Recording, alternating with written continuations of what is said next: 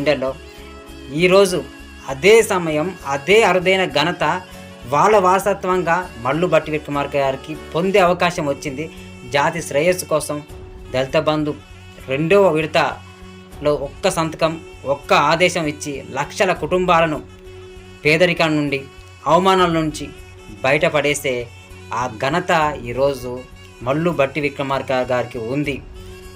మల్లు భట్టి విక్రమార్క గారు ఈ ఘనత, ఇంతటి గొప్ప పని చేయగలిగితే డాక్టర్ బిఆర్ అంబేద్కర్ గారి లాగానే, డాక్టర్ బాబు జగజీవన్ రావు గారి లాగానే మల్లు భట్టి విక్రమార్క గారిని కూడా ఈరోజు దళితులు తమ గుండెల్లో పెట్టుకొని కొలుచుకుంటారు.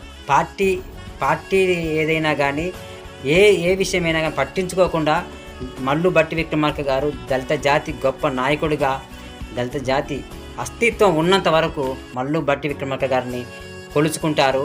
ఆయన్నే నిత్యం తలుచుకుంటారు.